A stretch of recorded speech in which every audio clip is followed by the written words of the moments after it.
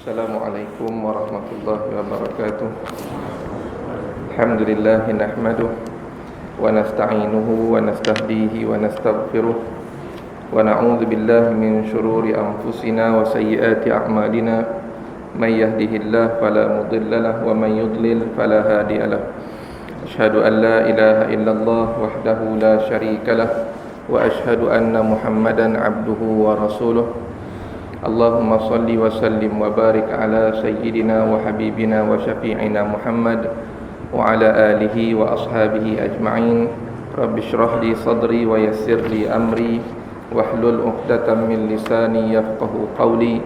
Wa la hawla wa la quwwata illa billahil aliyyil azim. Amma ba'd.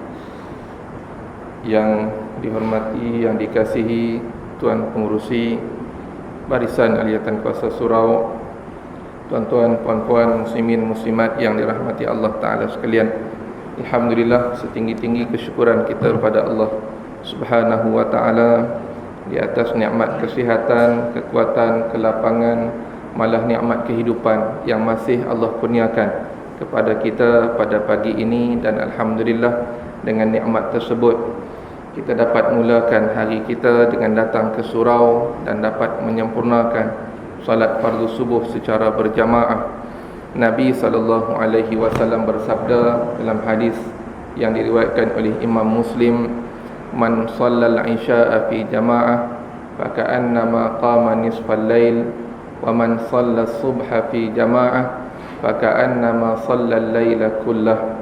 Sesiapa yang solat isya' secara berjamaah, maka seolah-olah dia menghidupkan sebahagian malamnya itu.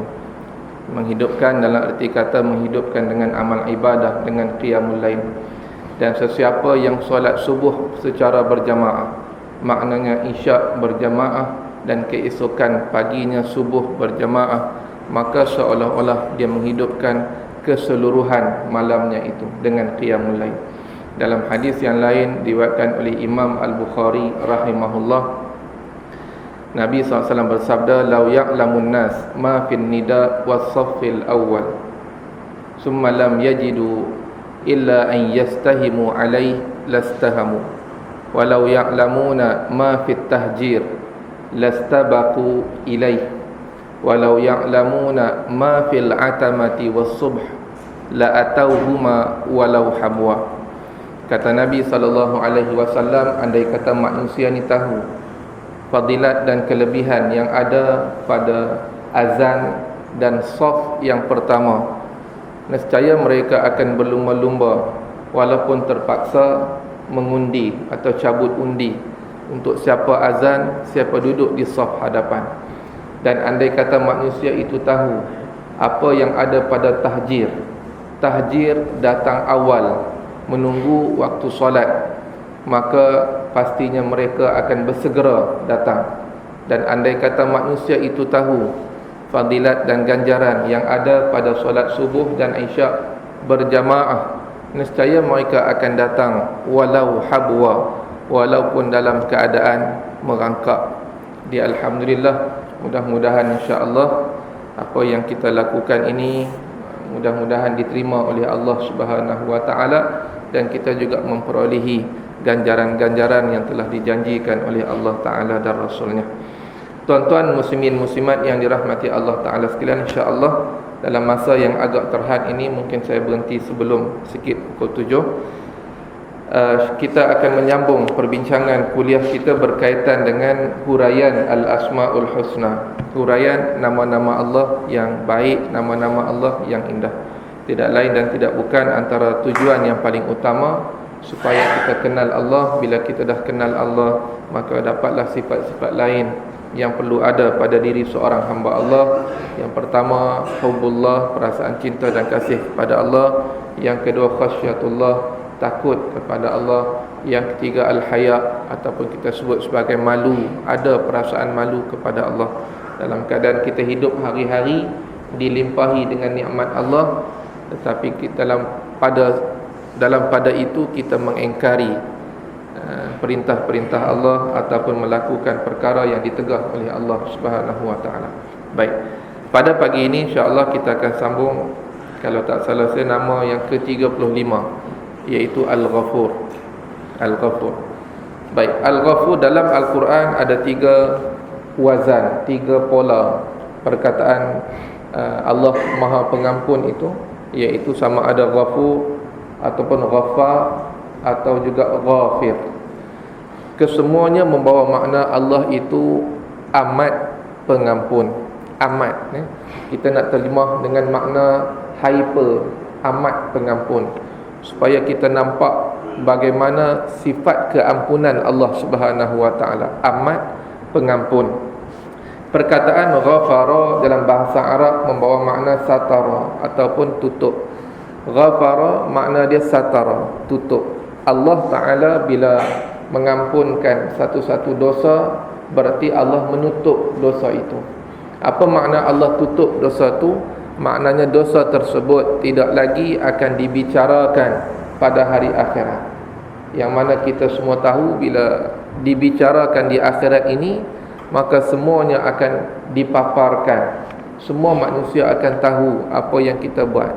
Semuanya bersandarkan yang terdapat dalam catatan kebaikan dan catatan kejahatan yang ditulis oleh kiraman katibin, raqib dan atid. Baik. Jadi bagi orang yang diampunkan oleh Allah atas satu-satu dosa yang dia buat, maka dosa tersebut tertutup. Apa makna tertutup? Maknanya pada hari akhirat tidak lagi ianya dibicarakan. Tidak lagi dibicarakan. Malah Allah gandingkan dalam Al-Quran itu afuwun ghafur. Afuwun ghafur. Afuwin Maha pemaaf. Kalau nak terjemah Melayu, kita tak boleh hujah nama-nama Allah ikut Melayu. Dia tak kena. Dia kena ambil Arab itu sebagai hujah. Al-afu, afa makna dia maha. Afa maha. Maha makna dia padam. Pemadam anak-anak kita guna tu bahasa Arab so mimha. Ya. Pemadam, maha padam. Maknanya Allah bersifat afu.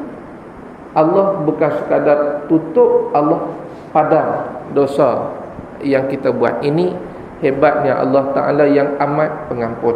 Baik, bila kita sebut Allah Ta'ala amat pengampun juga menunjukkan bahawasanya Allah ini bila-bila masa bersedia dan boleh mengampunkan kita, sama ada dosa yang kita bertaubat daripadanya ataupun yang kita tidak bertaubat daripadanya, kecuali syirik. Ini sifat Maha Pengampun Allah. Kalau dosa-dosa kecil yang kita buat, maka Allah jadikan asbab amal soleh yang kita buat sebagai penghapus dosa kecil. Allah Maha Pengampun. Allah nak mengampunkan kita, walaupun kita tak minta ampun atas dosa-dosa kecil yang kita buat, tapi wuduk kita menggugurkan dosa kecil. Solat kita mari Masjid Surau ini, perjalanan kita, tapak-tapak kita, semua akan memadamkan dosa-dosa kecil yang kita buat. Macam mana nak beza dosa kecil dan besar?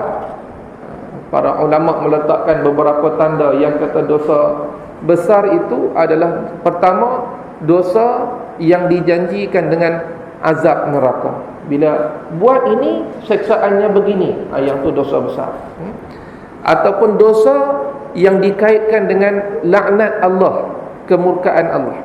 Ini juga dosa besar. Tak kait dengan neraka, tapi Allah sebut golongan ni golongan yang dilaknat, maka itu dosa besar. Apa makna laknat? Seseorang itu terhalang daripada rahmat Allah. Itu laknat. Allah bila laknat seseorang, makna terhalang rahmat Allah sampai pada dia. Begitu juga yang ketiga, ciri-ciri dosa besar ini dosa yang telah ditentukan had hukuman di dunia. Macam hukuman hudud itu, atas kesalahan-kesalahan tertentu, maka itu salah satu daripada ciri dosa besar. Berarti nak tahu dosa besar ni kena ada ilmu.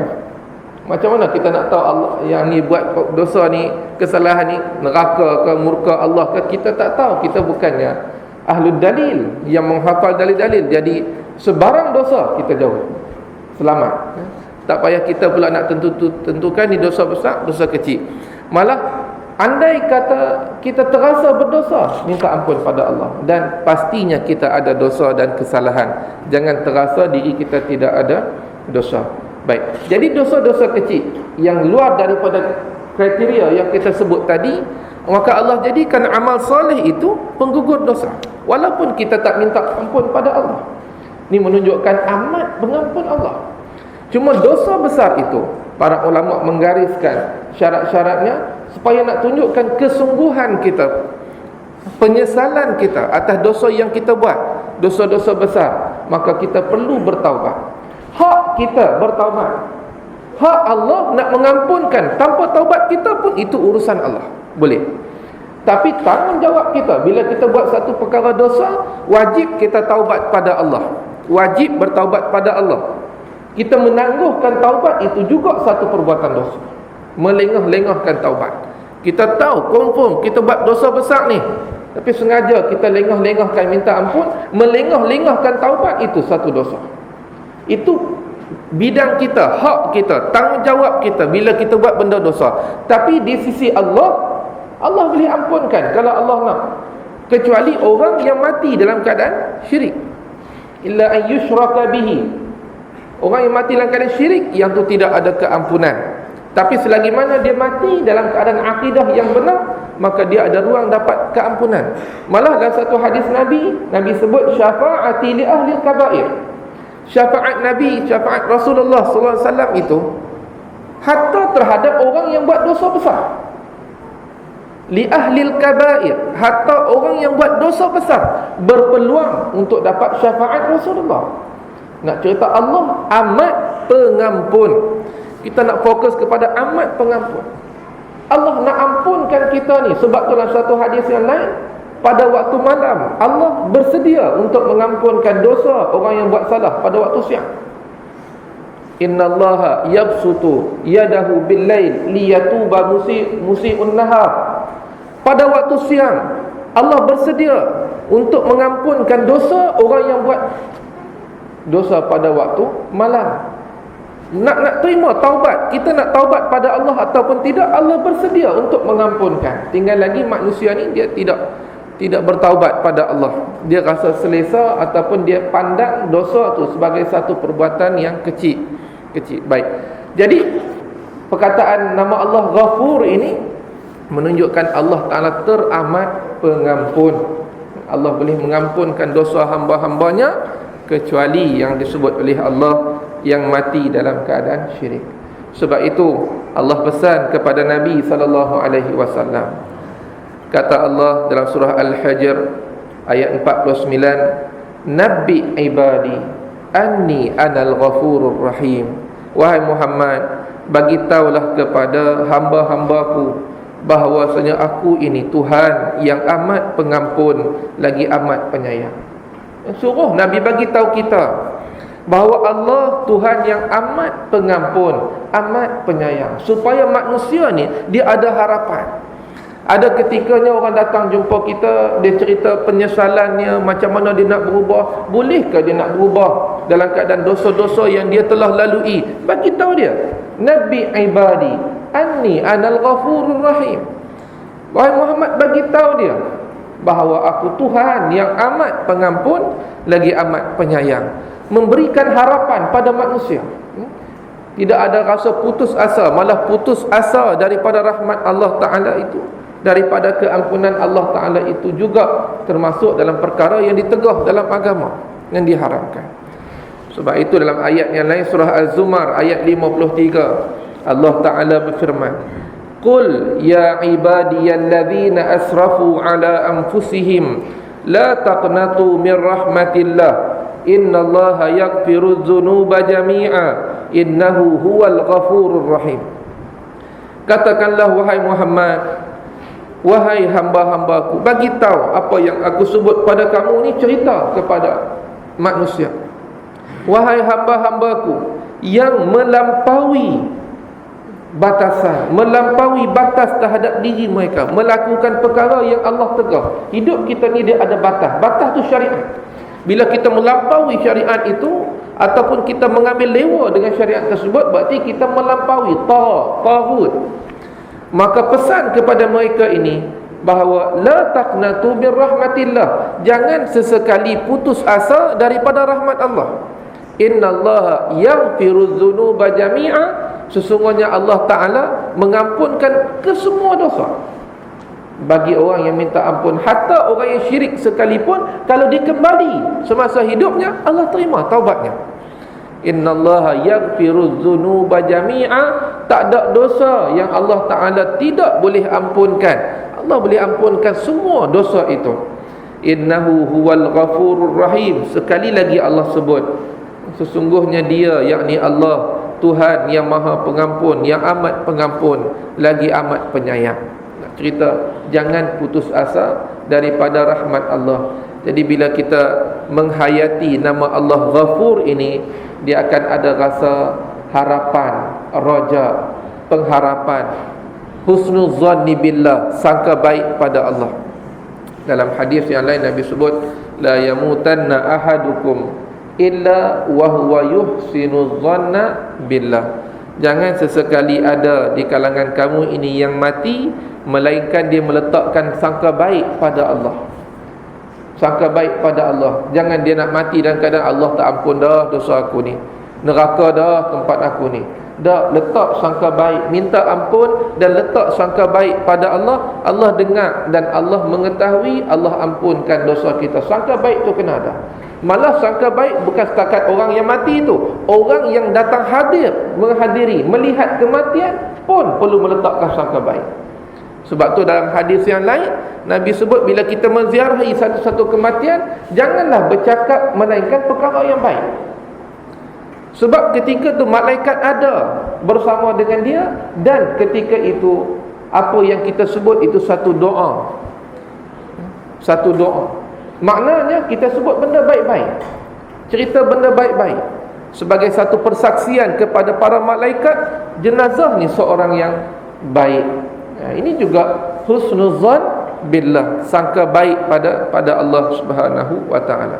Sebab Allah Taala Tuhan yang amat pengampun. Tinggal lagi, adakah kita ini terasa diri kita berdosa ataupun tidak? Itu sahaja. Bagi orang yang terasa dirinya berdosa, lain keadaan. Tapi bagi orang yang tak terasa diri dia berdosa, lain keadaan. Orang yang terasa dirinya berdosa, rasa hina, rasa takut pada Allah, rasa tidak ada rasa takabur, sombong, tak ada. Sebab rasa diri macam kita lah. Kalau yang pesalah ini, penjenayah dan sebagainya ini, kalau sudah kena tangkap ke bekas penjenayah dan sebagainya, dia ada rasa rendah diri.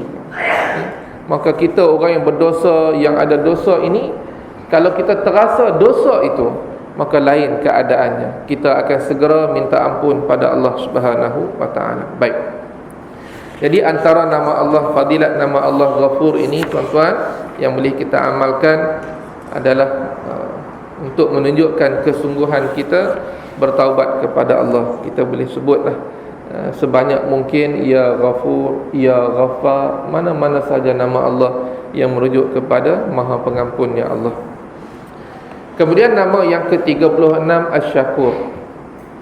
Asy-Syakur, dia lebih kurang syukur. Kalau kita ni manusia, syukurnya kita kepada Allah itu apabila kita menerima satu-satu nikmat, ada dua syarat yang disebut syukur kita kepada Allah. Kalau tak ada dua syarat ni, tak disebut sebagai bersyukur. Pertama, al-i'tiraf, iaitu kita sedar, kita mengiktiraf nikmat Allah yang sampai pada kita. Mana kita sedar nikmat tu daripada Allah. Yang ni pun kadang-kadang ramai orang lupa dah. Ramai orang lupa dah. Bila dia dapat satu-satu kesenangan, dia tak nampak Allah di sebalik nikmat yang dia dapat. Dia nampak kesungguhan dia bekerja, kebijaksanaan dia, kewibawaannya, kesungguhan dia akhirnya dia dapat semua ni. Itu sudah terkeluar daripada ciri-ciri orang yang bersyukur. Pertama, dia sedang apa yang dia dapat ni Allah bagi melalui jalan manusia ke apa, tapi Allah bagi. Hakikatnya kurniaan Allah. Kalau Allah nak tarik tu bila-bila masa, Allah nak ubah hati orang beri pun boleh. Macam kita kata, selalu saya sebut, kita lalu pasar malam tu, kadang-kadang ada 3-4 orang minta sedekah. 3-4 orang tak sedekah ni, kadang-kadang kita lalu yang pertama tak terlintas pun nak bagi kat dia, tak terlintas. Tapi sampai yang keempat tu tahu macam mana nak terasa nak bagi kat dia. Tidakkah kita terlintas waktu tu? Pasal apa yang 3 orang sebelumnya aku tak bagi, yang ni aku bagi? Siapa yang menggerakkan hati kita untuk bagi? Fakir miskin ni, dia nampak kita bagi. Terima kasih Tuhan, terima kasih murah rezeki, panjang umur. Biasalah doa tu standard mana-mana pun, supaya orang memberi doa. Tak apalah dia balas dengan doa, bagus. Mudah-mudahan doa dia Allah terima. Tapi nak cerita 3 orang sebelumnya kenapa tak bagi? Siapa yang menggerakkan untuk bagi sebenarnya? Allah.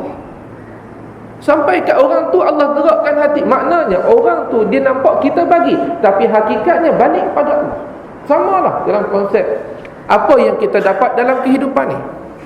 Hakikatnya Allah permudahkan asbab untuk kita dapat. Kalau Allah nak jadikan kita tak dapat, mudah saja. Lah minit bertukar lah apa sebagainya, akhirnya kita tak dapat. Mana Allah pertama yang kata syukur kita pada Allah adalah i'tiraf. Kita sedar benda ni nikmat Allah. Yang kedua, kita balas nikmat Allah itu dengan ketaatan. Ni baru syukur. Kalau setakat alhamdulillah, maknanya dia sedar benda ni nikmat Allah, tapi dia tidak taat pada Allah, ini bukan orang bersyukur. Tidak. Sebab tu dalam Quran Allah sebut wa qalilun min ibadiyasy syakur. Sedikit di kalangan umatku ini yang menepati orang bersyukur tu. Sebab tak ramai begitu. Ramai dia reti alhamdulillah di mulut sahaja, hati pun dia tak rasa apa benda tu nikmat Allah, tapi dia jadi satu kebiasaan. Terima alhamdulillah, baguslah. Tapi tak cukup sekadar itu. Dia kena sedar, betul-betul sedar, ni Allah bagi pada aku. Dan dia susulkan dengan ketaatannya pada Allah. Itu kita. Berbeza syukur dengan puji-pujian tak sama. Kalau perkataan alhamdu, asyukru, ada 2 benda yang berbeza. Alhamdu adalah puji-pujian. Alhamdulillahi rabbil alamin. Puji-pujian dia tak perlu kepada, pujian ni dia bukan balasan, bukan. Puji-pujian Allah ini dia bukan balasan. Maknanya bukan kita terima nikmat baru kita puji Allah, tidak. Alhamdu dia tidak terikat dengan kurniaan Allah, sebab Allah itu memang layak dipuji dan dipuja. Dapat tak dapat tetap alhamd, ya? Sebab tu satu amalan, cara bila kita terima satu nikmat, kita sebut alhamdulillahilladzi bi ni'matihi tatimmus shalihat. Bila tak dapat apa yang kita nak, ataupun sebaliknya, alhamdulillahi ala kulli hal. Dua-duanya alhamd. Yang pertama, bila dapat apa yang kita nak, kita sebut alhamdulillahilladzi bi ni'matihi tatimmus shalihat. Segala puji bagi Allah yang dengan nikmatnya sempurna segala kebaikan ini. Tak dapat, alhamdulillahi ala kulli hal. Segala puji bagi Allah atas setiap perkara yang Allah kehendaki. Makna puji pada Allah Ta'ala ni, dia tidak terikat pada kurniaan Allah. Apa sahaja puji-pujian Allah mesti, sebab Allah itulah yang paling layak dipuji dan dipuja. Allah Maha sempurna, tidak ada kekurangan, tidak ada kecacatan, tidak ada keaiban. Baik. Tapi asyukru dia berkaitan dengan nikmat. Sebab tu Allah sebut la in syakartum la azidannakum. La in syakartum la azidannakum. Dia ada, nampak? Kalau kamu bersyukur atas kurniaan aku akan tambah lagi. Tambah tu pun ada banyak huraian. Mana dikaitkan. Begitu juga dalam Al-Quran. Bila Allah beri rezeki, maka Allah sebut washkurulah. Bersyukurlah kamu terhadap rezeki. Mana ada kaitan. Baik. Itu syukur kita pada Allah. Bagaimana syukur Allah Ta'ala pula? Sebab bila sebut asyakur, takkan kita nak terjemah Allah Maha bersyukur sebagaimana kita bersyukur, tidak. Makna asyakur, Allah Ta'ala asyakur adalah Allah Maha membalas. Sebagaimana kita syukur pada Allah, nikmat yang Allah bagi kita balas dengan ketaatan. Allah Ta'ala Maha membalas dengan ketaatan yang kita buat. Allah balas dengan lipat kali ganda. Ini makna syukur. Ini makna syakur. Allah Ta'ala itu syakur. Kita buat amalan kita sedikit, tapi pahala banyak. Ini kurniaan Allah. Allah Maha membalas lipat kali ganda. Malah kita belajar hadis yang sahih Bila kita berniat nak buat baik pun dah ada pahala. Bila kita buat satu kebaikan dapat 10 pahala. Sedangkan kejahatan berniat belum ada apa-apa lagi. Bila kita buat baru dapat 1 dosa. Tidakkah itu menunjukkan betapa Allah Ta'ala Asy-Syakur? Kamu buat dia satu kebaikan, aku bukan bagi 1, tapi aku bagi 10 hingga 700 kali ganda, hingga tiada had kepada gandaan. Innama yuwaffas sabiruna ajruhum bighairi hisab. Diberikan balasan ganjaran kepada orang yang bersabar tanpa had dan batasan. Semakin besar dugaan Allah pada dia, semakin besar ganjaran Allah kepada dia. Nak cerita ini Asy-Syakur. Allah membalas lebih daripada apa yang kita buat. Firman Allah Subhanahu wa taala surah Fatir ayat 30, liyuwaffiyahum ujurahum wa yazidahum min fadlih innahu ghafurun syakur. Maksudnya supaya Allah menyempurnakan pahala mereka dan menambahi mereka dengan limpah kurniaan. Satu, Allah balas, bukan sekadar balas, Allah tambah ekstra pembalasan itu. Kemudian Allah sebut sesungguhnya Allah itu amat pengampun dan amat pembalas. Ini syakur. Ghafurun syakur. Bukan sekadar Allah balas kebaikan kita buat, Allah bagi ekstra apa yang kita buat. Makna ini sifat Allah Ta'ala. Sebab itu kalau kita menghayati nama Allah Asy-Syakur ini, maka sudah pasti kita berlomba-lomba dalam melakukan kebaikan dan ketaatan. Sebab kita nak balasan yang terbanyak, yang terbaik di sisi Allah Subhanahu wa taala. Allah nak kita buat. Mau tak mau buat tu sahaja. Soal ganjaran istimewa. Hanya orang yang ada akal, yang waras sahaja dia akan sahut ni. Bila dia kata buat ni, balasan ni. Beli 1 percuma 3 sebagai contoh. Orang yang tak waras saja yang tak beli. Tapi orang yang waras dia akan sambut ni. Ini tawaran istimewa daripada Allah. Buat satu kebaikan 10 pahala. Tapi bagi orang yang mungkin pada dirinya itu sama ada sudut penghayatannya kurang, ataupun dari sudut akhirat tu tak ada dalam diri dia, dia tak rasa apa-apa. Dia tak rasa ini satu tawaran, ini satu motivasi untuk kita beramal. Tapi di sebalik nama Allah Asy-Syakur itu menunjukkan satu dorongan kita supaya berlomba-lomba dalam amalan. Pernah saya sebut pada tuan-tuan, dalam kita beramal ni ada beberapa perkataan penting yang kita kena ingat, baru akan bertambah baik amalan kita. Yang pertama adalah kesegeraan beramal. Dalam bab kebaikan jangan tangguh-tangguh. Ada ruang dan kemampuan, terus buat.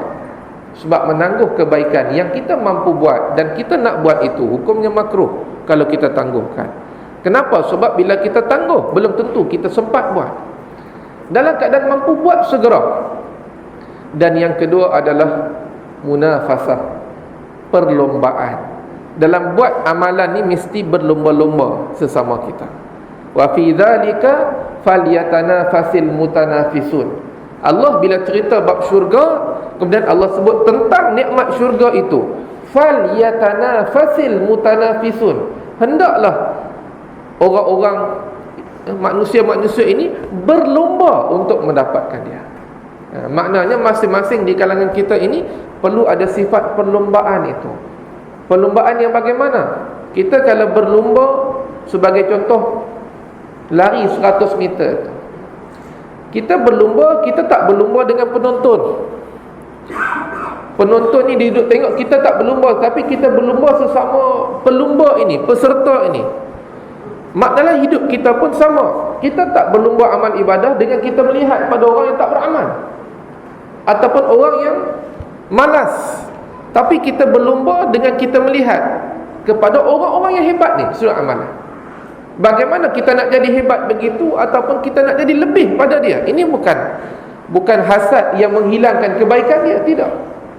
Tapi kita jadikan ini ribtah. Kita tengok dia macam mana, kita nak jadi macam dia, lebih. Baru amalan kita ni ada meningkat, ada peningkatan. Kalau tidak, dia sama aja. 15 tahun dulu dengan sekarang standard saja amalan kita. Sebab kita langsung tidak ada sifat berlumba-lumba. Bila tengok ada yang mungkin orang datang awal, kita nak awal daripada dia. Sebagai contoh, ya. Kita dengar ada orang, Imam Abu Hanifah rahimahullah, boleh khatam Quran 3 hari sekali khatam. Kita tak mampu, pilih orang lain pula. Pilih sebulan sekali khatam pun tak boleh juga. Tengok lagi. Maknanya ada orang yang kita nak target jadi macam dia atau lebih daripada dia. Imam Ahmad bin Hanbal diceritakan oleh anaknya Saleh, ada 2 anaknya yang mewarisi ilmunya, tak macam Imam Malik rahimahullah. Imam Malik ni ada 4 anak, tapi 4 anak ni tak warisi ilmu tu. Sampai Imam Malik pun masa dia sakit tu dia kata, qallama yurisul ilmu alwaladu biwalidihi. Dia kata sikit sangat anak yang mewarisi ilmu daripada bapa dia. Padahal dia kata kat anak dia tu 4 orang tak jadi macam dia. Tapi Imam Ahmad bin Hanbal ada 2 orang anaknya cukup menonjol, malah mewarisi fiqh. Imam Ahmad bin Hanbal, salah satunya nama Saleh. Imam ataupun Saleh ini, dia cerita bapa dia Imam Ahmad ini sebelum sakit, sebelum kena penjara dan diseksa, bapa dia pada malam hari solat lebih kurang 300 rakaat setiap malam. Selepas kena seksa bukan calang-calang, 28 bulan dengan pukulan. Ada yang riwayat menceritakan terpecik darah belakang Imam Ahmad. Bukan calang-calang seksaan. Panjang cerita kenapa kena seksa. Saleh disebut selepas diseksa dalam keadaan sakit keluar penjara itu, bapaknya hanya mampu untuk solat 150 rakaat. Kita tak seksa, tak apa pun, oi, nak boleh 2 rakaat satu malam pun susah dah tuan-tuan. Ni mungkin level tu tinggi sangat.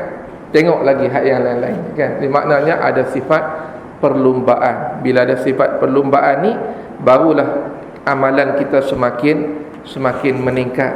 Baik. Di tuan-tuan yang dirahmati oleh Allah Subhanahu wa taala sekalian. Jadi ini syukur. Syakur berarti Allah Ta'ala membalas kebaikan yang kita buat, ketaatan yang kita berikan kepada Allah dengan lipat balasan ganjaran yang berlipat kali ganda, sebagai satu dorongan, satu galakan untuk kita beramal, motivasi. Sebab tu bila kita menghayati nama-nama Allah ini, pastinya ada kesan dalam diri kita. Kena renung dan hayati. Tuan-tuan yang dirahmati oleh Allah Ta'ala sekalian, antara fadilat dan kelebihan nama Allah Asy-Syakur ini, antaranya banyaklah fadilat kelebihan ni tak ada pun dalam hadis-hadis sebut secara khusus, tapi para ulama melihat kepada makna yang terkandung dalam nama tersebut dan melihat kesesuaian kita berdoa dan menyeru nama Allah tadi. Antaranya adalah orang yang ditimpa kesusahan dalam kehidupan, supaya Allah Ta'ala berikan bantuan, hilangkan kesusahan, maka sebutlah nama Allah tu banyak-banyak, ia syakur. Dan yang kedua, supaya kita jadi hamba Allah yang bersyukur. Tuan-tuan yang dirahmati Allah Ta'ala sekalian, untuk pagi ni saya minta maaf, saya ingat saya berhenti di sini dulu.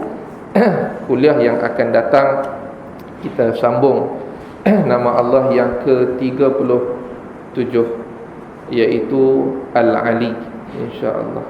Saya bukalah kalau ada sebarang perbincangan.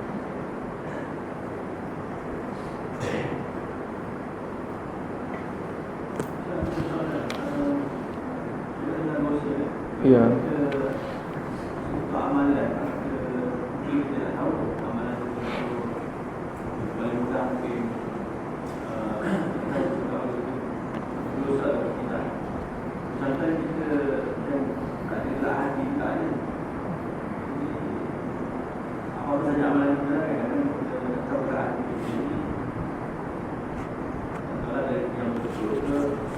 Ya. Baik. Satu, nak tahu dosa tak dosa ni mesti ada ilmu lah. Yang tu pastilah kan. Yang kedua, gerak hati.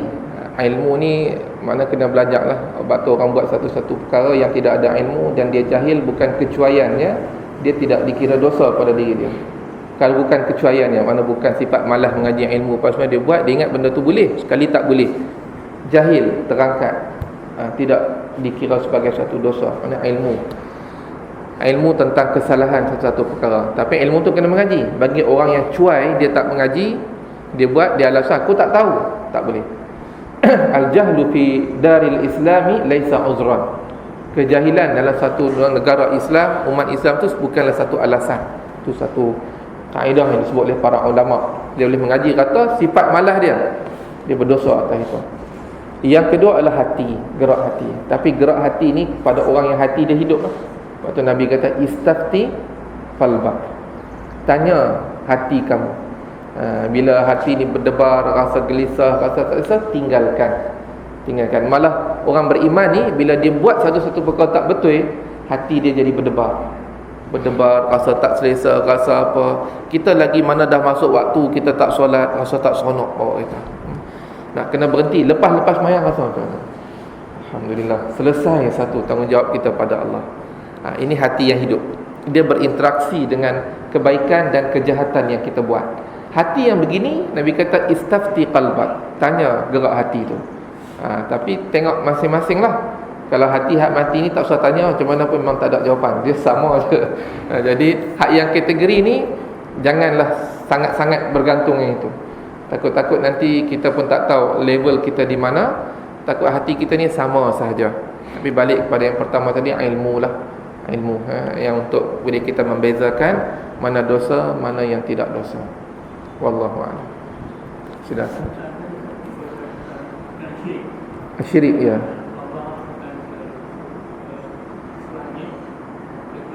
Iya.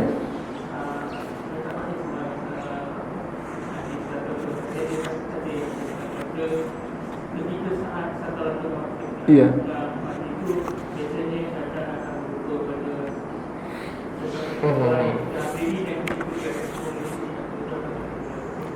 Okey, baik. Itu panjang Ada 4 atau 5 perkara yang berlaku ketika sakaratul maut. Salah satunya adalah gangguan syaitan. Sabit dalam hadis yang dhaif, dan juga di hadis dhaif bukan satu, ada banyak. Bila hadis dhaif ni disokong dengan hadis-hadis yang lain, maka benda tu diterima untuk diamalkan. Ada 4 jenis hadis dhaif. 2 yang terakhir itu boleh kita beramal. Hadis yang sederhana tahap lemahnya, dan yang terakhir itu hadis dhaif yang disokong oleh hadis dhaif yang lain. Maka memang ada syaitan akan datang berdampingan. Ada yang kata hadis itu tahap hasan. Baik, syaitan akan datang untuk menyesatkan. Datang duduk kanan dan kiri. Ada riwayat mengatakan 2 syaitan itu datang untuk menyesatkan kita. Namun kita kena ingat, bagi orang yang hidupnya itu sentiasa istiqamah dengan perintah Allah, syaitan dia tidak ada ruang dan kekuatan ketika itu. Tapi bagi hidupnya yang mungkin ia tidak, maka situ masih ada ruang dan peluang. Di situ sebelum kita kata berlakunya ghargharah, sebelum roh tu sampai ke halqum, saat akhir sebelum ditarik nyawa tersebut keluar atau nyawa tersebut keluar. Jadi memang ada ruang di situ untuk disesatkan. Cuma sejauh mana peluang mereka itu, wallahu a'lam. Satu riwayat diceritakan malah syaitan tu sendiri, bila manusia nak kena sakit teruk tu, dia akan seru kepada syaitan lain supaya datang dan jangan tinggal orang ni. Jangan tinggal orang ini, peluang terakhir kita untuk menyesatkan dia. Kalau kamu tinggal peluang ni, tidak ada lagi ruang itu. Itu sekadar usaha yang dibuat oleh syaitan. Tapi Allah Ta'ala Tuhan yang maha mengetahui, Tuhan yang maha penyayang. Bagi orang yang hidupnya istiqamah, hidupnya taat pada Allah, hidupnya berlindung daripada syaitan dan gangguan-gangguan syaitan, maka syaitan itu tidak ada kuasa dan kekuatan untuk menyesatkan dia. Bagi orang yang memang hidupnya sedemikian rupa, ataupun dia nampak ada peluang dan ruang itu untuk diganggu, maka dia akan usaha. Malah diceritakan oleh Imam Ahmad sekalipun. Imam Ahmad ni dalam keadaan dia sakit, anak dia tanya. Bila satu ketika dalam keadaan sakit tu teruk sedar. Satu ketika anak dia talqinkan pada Imam Ahmad ini. Talqinkan maknanya ucap la ilaha illallah itu. Tiba-tiba Imam Ahmad kata la ba'id. Tidak, jauh padaku. Tidak, terkejut anak dia. Siapa ayah dia ni? Kan? La ba'id. Jauh. Tidak, jauh padaku, jauh. Pi jauh. Dia nampak ayah dia nampak okey sikit, dia terus tanya, wahai ayahku, apa yang berlaku? Itu Imam Ahmad pun cerita, tadi aku didatangi oleh dua syaitan yang datang menyerupai sekian, yang menghasut aku supaya mati dalam keadaan Nasrani, mati dalam keadaan Yahudi dan sebagainya. Jadi memang gangguan syaitan itu sabit. Malah Ibn Taymiyah rahimahullah pun mengisbatkan perkara tersebut, gangguan syaitan ketika kematian. Cuma itu kita tolak tepilah. Cuma cara hidup kita ni, adakah kita ikut syaitan ke tidak? Cara hidup kita ni, adakah kita berlindung daripada syaitan ataupun kita menurut kehendak syaitan itu? Itu yang paling banyak akan memberi kesan ketika mati seseorang. Kalau kita hidup ni banyak ingat Allah, ketika kita nak mati, itulah yang paling banyak yang akan keluar dalam ingatan kita. Tapi kalau hidup ni ingat benda lain banyak, yang ketika nak mati, benda tu akan kacau fikiran kita. Nak mati duk teringat lagi ayam itik apa semua, duk sakit teruk dah ni. Lepas aku mati nanti bagi makan ayam, itu usah cerita dah. Dia duk main kacau. Sebab itu dalam kehidupan harian ni dia sibukkan benda tu. Tapi orang yang sibuk zikrullah, ketika dia nak mati itu zikrullah itulah akan sibukkan dia. Dia ingat Allah. Jadi kita harap kita termasuk golongan itu. Wallahu a'lam. InsyaAllah kita berjumpa lagi pada kuliah yang akan datang, pada nama yang seterusnya, nama yang ke-37. Aku qawli hadza wa astaghfirullah ta'ala li wa lakum, wabillahil hidayah wat taufiq. Assalamualaikum warahmatullahi wabarakatuh. Bismillahirrahmanirrahim. Alhamdulillah wassalatu wassalamu ala Rasulillah wa ala alihi wa sahbihi wa man nasarahu wa wala. Allahumma fa'na bima 'allamtana wa 'allimna ma yanfa'una. Allahumma zidna 'ilma warzuqna fahma. Allahumma ij'alna minal ladzina yastami'una al-qawla fayattabi'una ahsana. Sallallahu ala sayyidina Muhammad wa ala alihi wa sahbihi wa baraka wa sallam. Alhamdulillahirabbil alamin. Subhanakallahumma wa bihamdika asyhadu an wal 'asri innal insana lafi khusrin illa alladhina amanu. Wallahu a'lam.